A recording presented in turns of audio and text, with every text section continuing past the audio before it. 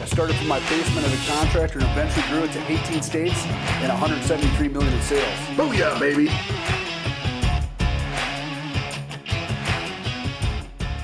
I just think that the vague term negotiated claim is being misused to make people think suddenly you can't act as an American citizen or entrepreneur because that violates the Constitution. And I looked at him and said, look, if you change this plan, you're going to have to deal with the repercussions down the road. See, that's when I got in as a sales guy doing this, knocking doors. What do we do? Like, how do we grow? We had no idea. What you've created here now is like unbelievable. And everybody's ignoring what we saw with the 95% of property casualty claims, which are $10,000 claims on average. Exactly. Booyah, baby! This is our country. This is our liberty.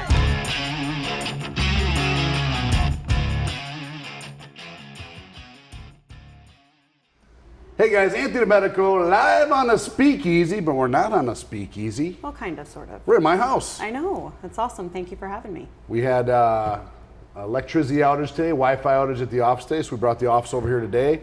You were flying in and do a little filming with us today, doing some content, and here we are. So we're not in a speakeasy bar, but we're in a makeshift living room area. I think it's come out really nice. I think you guys did a good job improvising. So Jen Silver, CEO, owner of a Utah-based roofing company, female owner, mind you, and what's the name of that company? Roofing Utah. Roofing Utah. And so a lot of folks want to know, I know you got a little network out there, and you recently had our solar boot camp. I did, yes. That was really great. I'm You really hit off excited a lot about of other that. CEOs out there. I know you're meeting up with Eric Armstrong and Heath Hicks and those guys in Dallas next week. We're doing the road show. But tell us a little about your story. How did you come into as a roofing contractor owner, and what brought you into the roofing and storm restoration industry? Sure. So I got divorced in 2016 and found myself being a single mom. I stayed home for, 6 years, left a career as a district manager of a grocery store chain. Oh, you were married to a ex-military. I was, Air Force, yes. Japan, right? Yes, I was in 4 Japan. years. 4 years. 4 years at Okinawa? Or We were stationed at Kadena. And how was that? Amazing. I don't know, have you ever been to Japan? I've been in Japan. I was stationed in Germany 3 years. I was Army. Oh, Yeah. what base? It was called Wilczek. Grafenwehr. I was born at Han. My dad was Army. Han, Germany? Mm-hmm. Is that north? No, it's south in the Black Forest. Okay. And I then remember Hohenfels, Grafenwehr. Remember those? So my dad went to high school at Kaiserslautern. Okay. And then I've had a cousin and a few other friends that have been stationed at Ramstein. So you got a long military history, family. I do. Yes, I moved around a lot as a kid, went to 3 different high schools, 3 different elementary schools, moved around a lot as an adult. So Utah's become home though, and I really like Utah a lot. Of all the places I've lived. Is that the first place you moved when you came back from Japan? It is. Okay. So you got 4 kids, divorced, moved to Utah. Well, I moved to Utah, got divorced, and was like, okay, now what am I going to do? I don't know anybody here. Now, right? is he still in the military, active duty? He actually just retired. Just retired, okay. So you raising 4 kids. Now you own a roofing company. So tell me what happened between 2016? Yes. 2016, 2020. Now you're owner of a roofing company. What was the transition? Okay, well, it's kind of an interesting one. So a lot of my background had been in retail and restaurants, and I knew that I needed to meet people, right? In order to get the type of job making the money that I wanted to make, I needed to know people that could buy into who I was. So I went back and started working at Red Robin to meet as many people as I possibly could. From Red Robin, I went to a restaurant called Boston's. It's now called The Base, but they have a very core regular group. From there, somebody suggested that I go to the country club because I had decided I wanted to be in outside sales. Outside sales is a really flexible industry as a mom. You know, if my kids were sick, it wouldn't matter if Work I your worked own from hours, home. work your own schedule, like 100% commission type deal? Well, I was hoping not 100% commission, but I did know that that was part of it, right? So what industry could I find that had some stability? Because sales doesn't have a ton of stability, being that it's 100% commission. So I chose construction. I didn't have a lot of experience in construction. I knew I could learn very quickly, but I had to find somebody that would buy into that. So I started working at the country club in Ogden. and met as You many. could have answered any one of these guys' recruiting ads, all looking for sales associates to cross the country. The roofing I guys. could have. Nobody shows up for their interviews. Yeah, that's actually probably That was probably true. a different time, 2016, but Yeah. the last year and a half has been a nightmare. Yeah, it recruiting has. for you It's been guys. hard, I think, for anybody to hire Yeah. in the last year. I've just been lucky to retain mine. Otherwise, I would be in the same boat. But I went to the country club. I met all types of construction owners. I ended up going to work for SRS from there because The supplier. the supplier. Okay.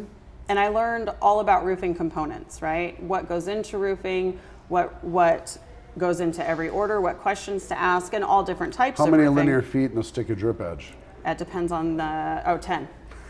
So wait a second, I thought you said starter, and I was like, wait, it depends on the manufacturer for starter, but drip edge is always 10. How many bundles in a square of 3-tab shingles? 3, Okay, just checking. yeah.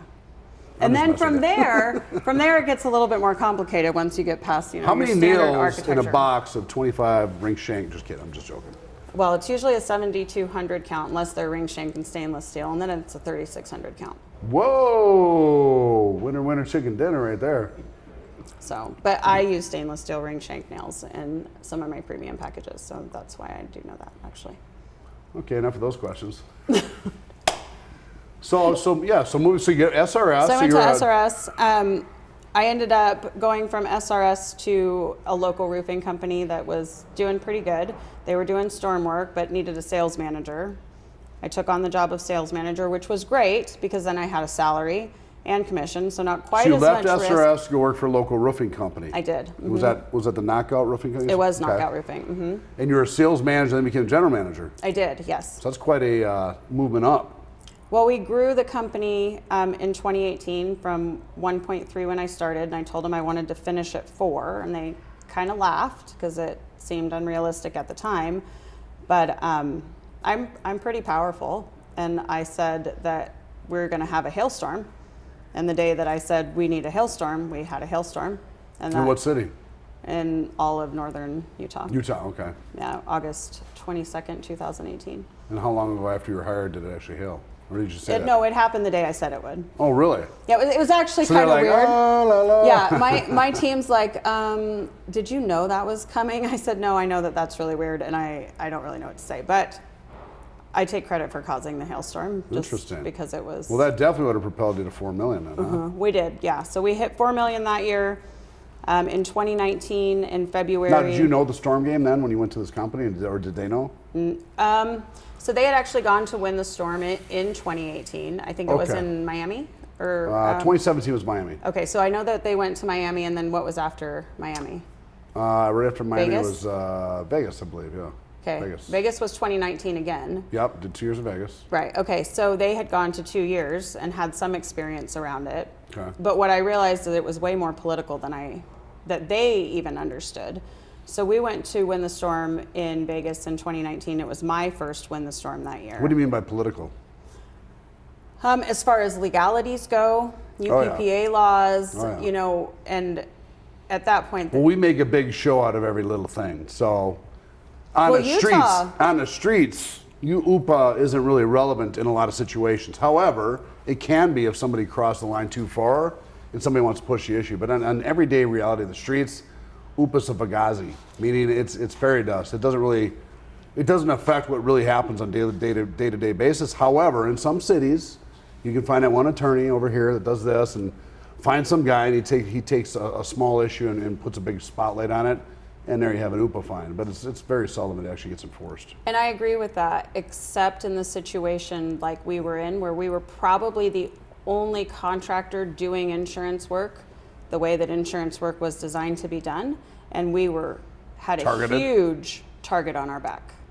So I actually became an advisory board member for the APA out of that Win the Storm, and I think I was in the first 25. Did everything I could to rally other contractors. I brought all my competitors in. I taught them, estimating how to use Xactimate. I taught them how to use an AOC, what an AOC was. So yeah, because Utah doesn't have traditionally a lot of storm restoration contractors, meaning No. they have a lot of retail, they have a lot of residential and commercial roofers. Most of them aren't that savvy in storm restoration because, quite honestly, there's just not a lot of storms in Utah. No, there's not. And like I said, we had that one hailstorm. There was a hailstorm in 2016. A lot of wind damage. So there's a lot of storm work available, but it isn't like, hey, here's a major storm and everybody comes in, right? Like there is in some markets. You very seldom hear about big storm chasers going to Utah. You And I do. bet no, you seldom You do. don't. No, Yeah. it just doesn't. It doesn't happen. Yeah. No, and we did have a few that came in after Yeah. that storm, and that was unique to the situation. Utah didn't really know how to respond because they hadn't had that happen to them in the past, and homeowners became somewhat untrusting. But there's And very educated. yes, very educated. Very educated, yeah. There's an overall a culture in Utah that I think everybody can kind of somewhat comprehend when you associate Utah, right? And there's a leading factor in a lot of decision making. What is the culture of Utah? Because I've never been to the state. Oh, you're missing One out. of the few states I've never been to. Oh, you are missing out. Utah is beautiful. I've heard it is. Yeah, it is. It's beautiful and it's amazing. They don't make potato chips there, right? Or is that No, it's that's Idaho? Idaho. Yeah. No. You know, the history of Utah is interesting because was kinda funny. It was. It was actually really funny, but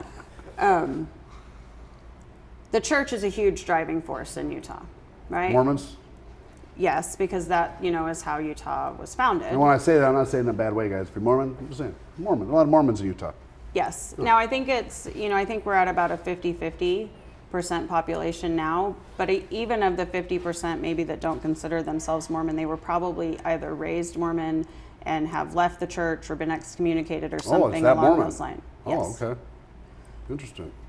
And so I'm working to try to educate homeowners on, you know, what's going on with their insurance claims, contractors, and I just kept hitting this wall where I could not get anybody to understand what their rights are and how everything works. So Doug Quinn actually came out and went to a big meeting with me with one of the largest local insurance companies, the one we were probably struggling with the most.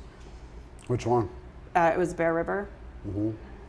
So, and we left that meeting and Doug kind of looked at me and he's like, I've never experienced anything like this anywhere in the country as far as how the culture views insurance. And so I started to do some research and ultimately found that the church and the insurance companies were together back maybe in the 60s and 70s.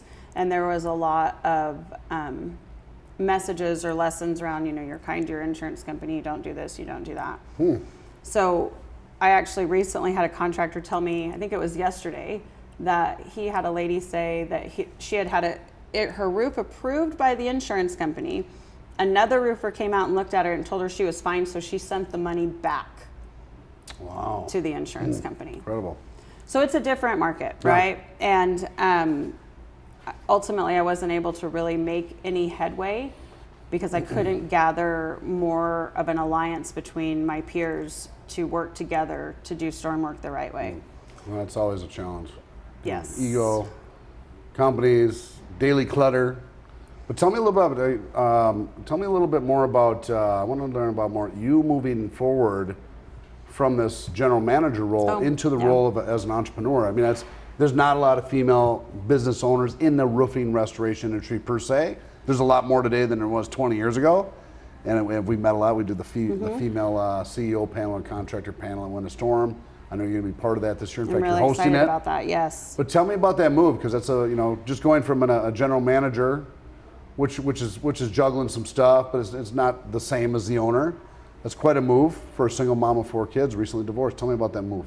So when Knockout Roofing was being dissolved due to divorce complications. Oh, so that company was having some issues. It Okay. ended up going out of business, unfortunately. And I had a great team, and I didn't want to lose that team. And I actually naively thought the opposite of what you just said, that being a general manager can't be that much different than being an owner.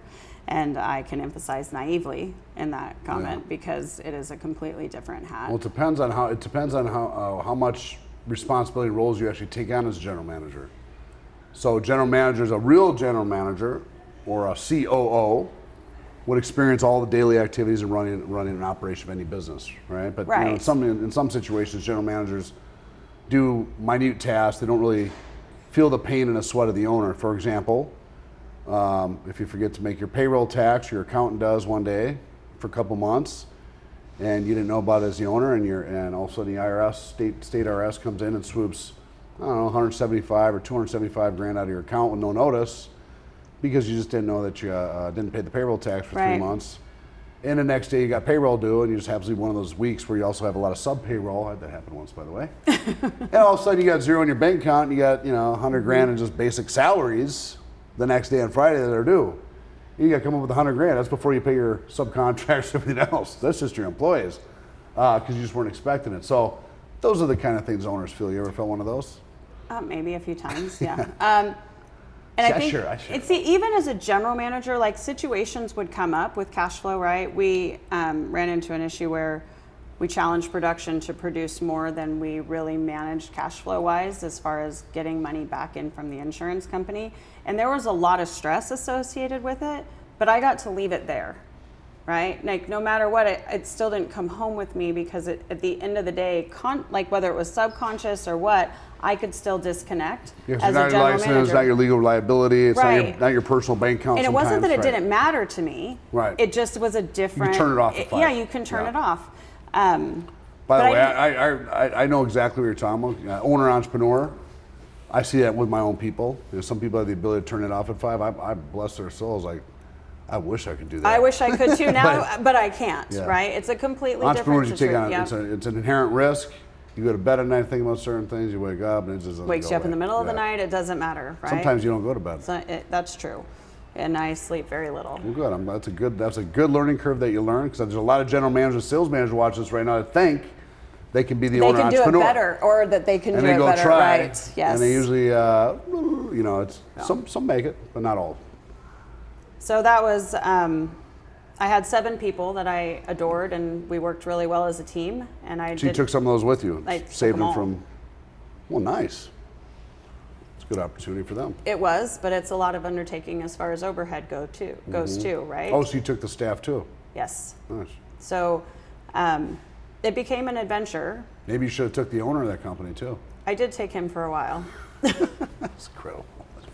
And then our relationship ended up dissolving earlier this year. But when you take people with you, and I didn't have capital to start. I started everything on my credit card. Now, is Utah licensing state? It is. Is it State or county or? It's a state license. State license, Yeah. okay. And so I General contractor or I am a roofing? general contractor. General contractor, okay. Yeah, I had to take a business law exam and Mm-hmm. do a class and get my license. But to go back to what you were saying, I took these people and to be responsible for payroll and not have capital and figuring out how you can make everything work. And thankfully, Knockout had contracts that they weren't able to execute due to having to close their business, and so we did contract transfers. And I took on some of that work. There was a few other roofing companies that took on some of that work, and then COVID hit, right? So I officially started in December of 2019, and the world shuts down in March. Now, COVID was weird because some contractors that I know did really well, that adapted and overcame, and some did not so well. Had I have had time to brand, I would Right. have done fine, right? But so I'm struggling with 2 different things: generating business and branding myself in a sea of roofers, because let's be frank, there's roofers everywhere and everybody can roof at some point, right? If they want to. So it made it a little bit more challenging. Oh, so you can roof in Utah and not be licensed. No, you're not supposed to, Right. but But you said you have just to like pull anywhere permits? else. Some cities, some don't. Okay. Utah's not, I don't know that it's super strict on those things. If you get caught, the consequences are great, but I don't know that there's people going out patrolling all the time Well, at either. least they got a license, though. I mean, the state of Texas has no license. I know. So anybody can be a roofer. And I You can have- build a skyscraper in Texas with no license. Yeah, but you I- need a license to do her hair. I think Does that make any that's sense? wrong. Doesn't make any sense? No. Coming from a licensing state, I think that there should be licensing Well, regulations most Texas everywhere. contractors, you're meeting some of them next week, would actually prefer there to be a license in the state of Texas. Now, of course, the small ones don't, but the bigger ones would, because it's a barrier to entry to people. You have to pass a test, get some workers' comp, GL. I think go it through protects the consumers too. consumers, but Yeah. it also reduces competitive, especially cheaper labor and cheaper competitors and people Protects working out of their our basement, startup companies, stuff like that. So. But bad roofers give the industry a bad name, right? And I'm not saying that all roofers by any means are bad, but you can have a small portion that dilutes the integrity of a large group. It's usually really small. I know, that's what I'm saying. The spotlight is bigger on the bad roofer I know. than the and bad roofer is in existence. Trying, yes. Oh, I'm aware. Every time a contractor does something wrong, it's like, what? Yeah. This guy stole $1,500 to the lady, but And it just gets magnified Yeah. everywhere, but nobody talks about the 300. there's a other lot times, more yeah. good ones than bad ones. Way more. Way more. In fact, I've been through a lot of different industries. 'Cause, you hear these insurance company stories about these scammers. I mean, they find the one guy in North Florida, right? That doesn't have the license that ripped off Mrs. Smith, $1,500. I mean, some guy came down, and they make it sound like it's a statewide problem. I ran in Florida for 15 years, four hurricanes, 3 hailstorms. I was a licensed GC roofer there, and many other states. But it's just that stuff's not prevalent every day. It happens. Like any industry has its bad apples. I think the roofing restoration industry gets over magnified. I think that roofing restoration contractors over magnify it too sometimes. I could get that. You know what I mean? Yeah. But the insurance company's part of that. And it's just it's overblown. But any industry has its bad apples.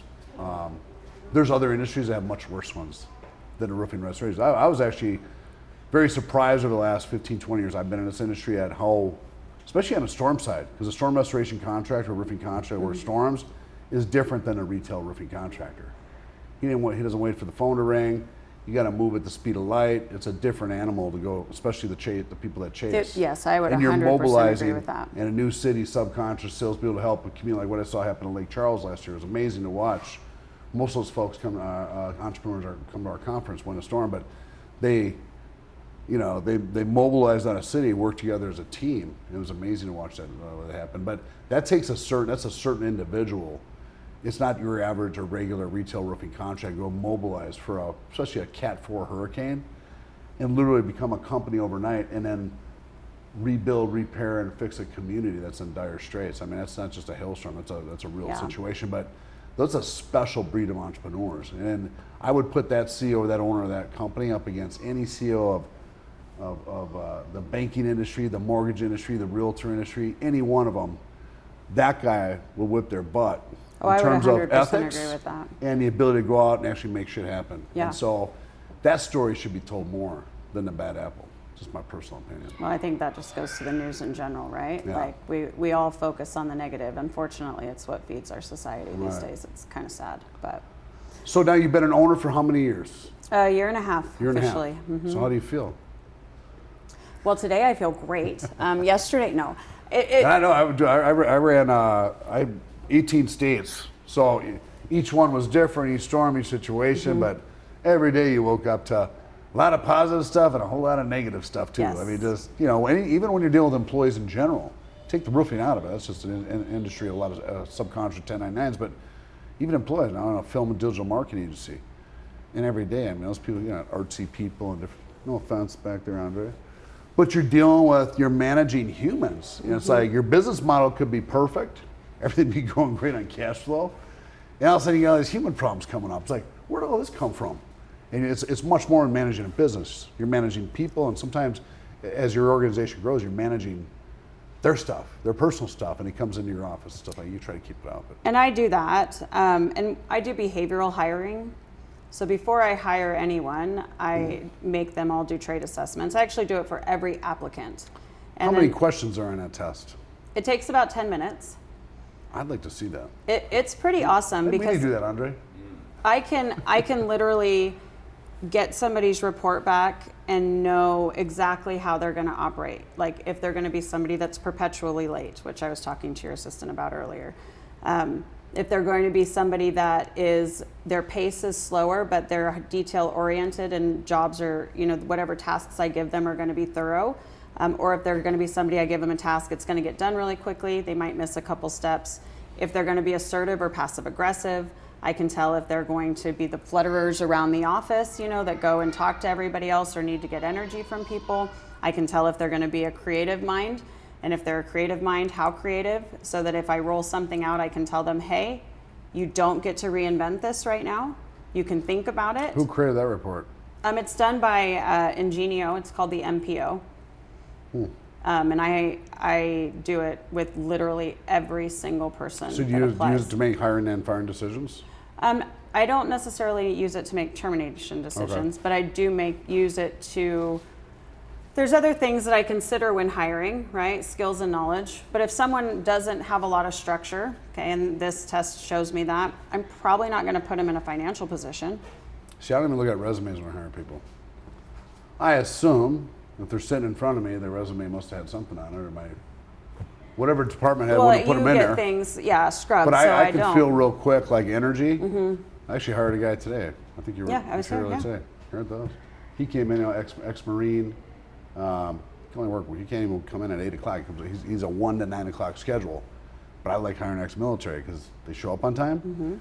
They told what they're doing. They follow directions, and they got thick skin, and they're very adaptable. They can Yes, learn. I agree with that, You know, yeah. ex-military. Same with our Army infantry types. But if I got those 3 basics and energy, I can You can make it adapt. work, I can yeah. teach. I can so I look at that more, and the energy and the posture and the voice and all that and this, because a lot of young kids coming in, especially in sales, hey, my name's Anthony, they can't even do that. Yeah, it's like Like this I've had weak people walk in handshake, interviews yeah. like hands in their pockets, they talk like they got popcorn in their mouth. They look, for sales and marketing, I'm like, no way.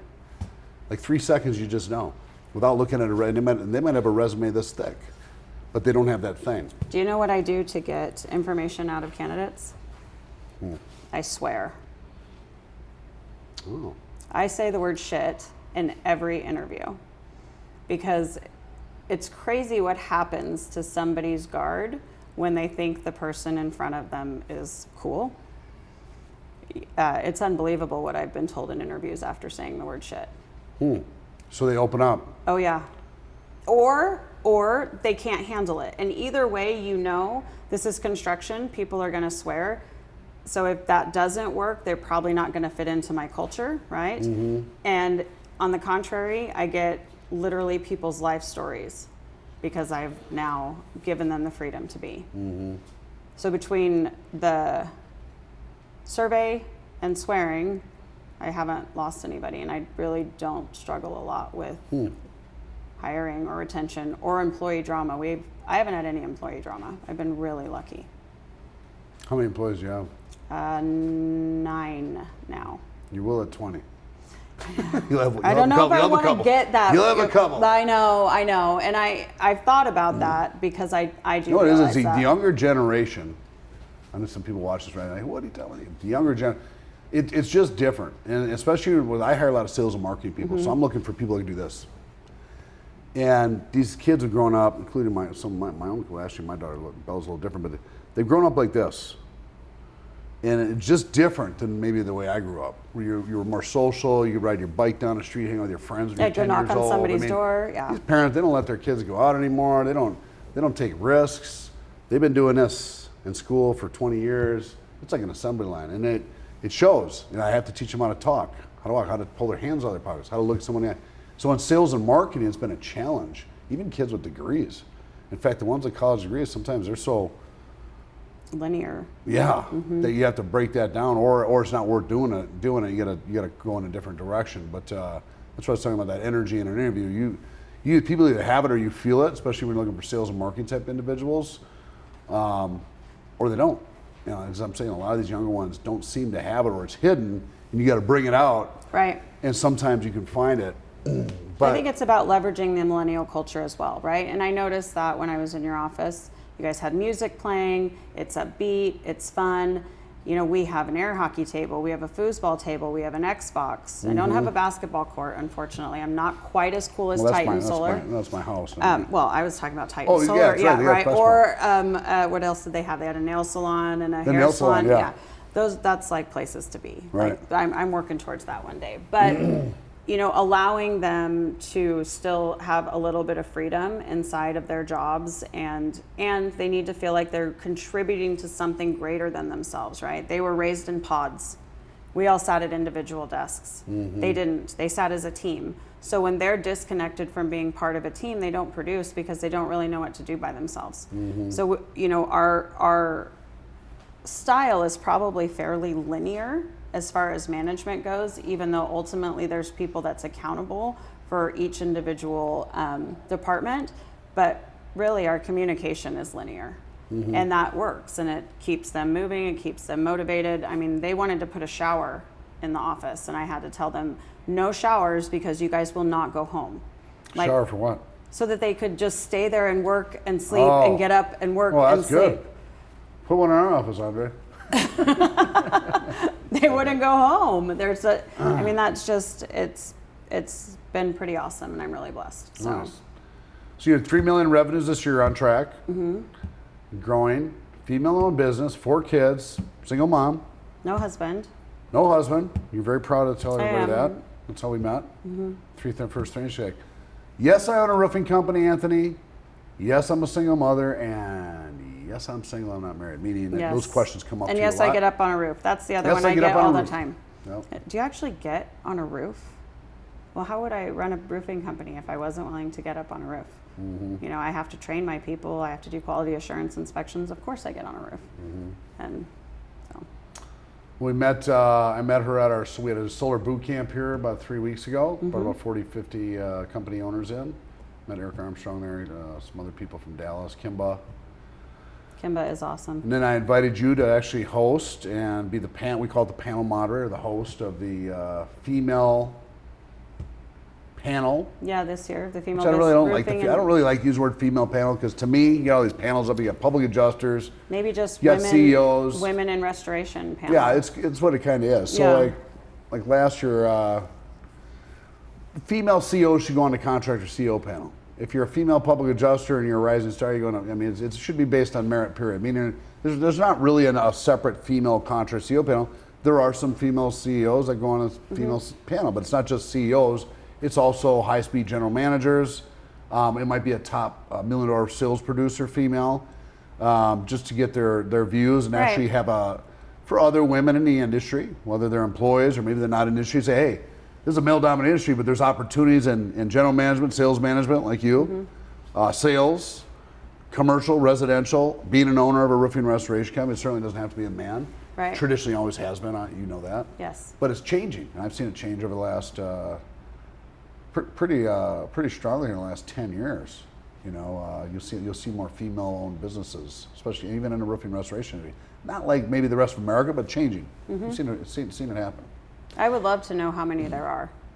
I've tried to figure that out, and I have no idea. No, there's not many. But I don't think It's less than 5%. Yeah, I actually for looked sure it up less than 5%. Yeah. last year, and I think it was definitely less than 5%. But it's still, it has been moving up.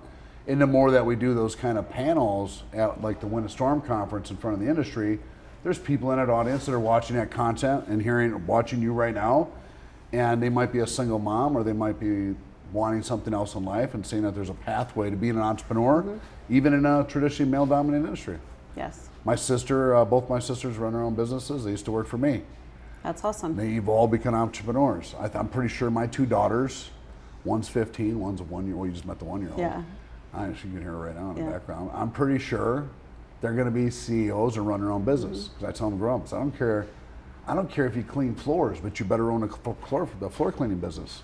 There's so much I don't care if you like to freedom. wash windows, but Yeah. you better own the window washing company. So be in charge of your own destiny and your Yeah. own business model. And You know I what mean? think that there's a lot of freedom that people don't understand either, right? So as much as I was talking about it's hard to be an owner, I love it at the same time, right? There's equally as many benefits. You know, having to be able to take my kids to work, to be able to leave and fly here, you know, and Might miss your flight tonight. I'm probably going to miss my flight tonight, but that's okay, right? There's nobody that's going to yell at me if I'm not back and I have to fly Your home kids first might thing yell in the at you. morning. Well, I don't have them this week. I mean, okay. No, so I have them every other week. So it gives me the flexibility that I need. I can get up and go to the gym. I can go run out if I want to go run out. Does my job ever stop? No. Does my brain ever shut off? No, it doesn't. But I think I still love the rewards. I love seeing my people succeed. I love seeing their kids come in, you know, and know that their mommy is so happy because she's on our team and I'm the best boss ever. And, you know, there's a lot that goes along with it too. I think entrepreneurship's high risk. It can be painful. You take on all the liability. I've been at the top and the bottom many times. But, you know, the one thing that is rewarding is you're in charge of your own destiny. And I think you have an impact on other people's lives. Yes. You know, not just customers, but your employees. And, you know, it's a balancing act. That it is, for sure, yeah. but you are an aspiring role model in the industry. That's why we brought you out here. Well, thank you. We're gonna be making you the host, say the concierge, but the panel moderator of the females of the industry panel. And I'm sure folks on here are gonna be seeing a lot more. I know you're going to Dallas for the roadshow. You're gonna meet up with Eric Armstrong and Heath Hicks next week. Yep. Hopefully stop by the Dallas roadshow. And I know you're coming out here next month to shoot some more content. I am. At the office. Now, next time we'll be in the office. Yes, We brought the cameras out to the house. We had the whole office here today. That was kind of fun. There was Something a good different. time. Yeah. But glad you could make it out. Thank I'm you. sure everybody here watching this right now want to get in touch with you. She is the panel moderator, ladies, of the females of the industry panel at the Winter Storm Conference. So if you're interested in being on a panel, you can certainly reach out to her or Absolutely. Kira. And short evaluation process, hear a little about your story and get you on that panel. We like to get new faces up there every year. Don't only see Okay. the same faces every year. Sometimes there's a couple, but. So I have a website that they can go to and contact me on any of my social medias, and it's just jensilver.co. So JEN and then silver like the metal.co. Jen Silver. Yes. Interesting name. Is that your real name? It's my It legal sounds like name. somebody here about Hollywood. So Jen Silver, the actress. I made it up. Oh, you did? I really did. Yeah. Oh, wow. When I got divorced, I did not want to keep my married name. It was hard to pronounce, and I was tired of spelling it. But I also didn't want to go back to my maiden name. It had been a long time since I'd been that name. So I decided I was going to make up a name. I knew I needed to post it in the paper, and I had to do all of this stuff in order to change my name legally. I had 3 requirements. I wanted it to be simple and easy to say.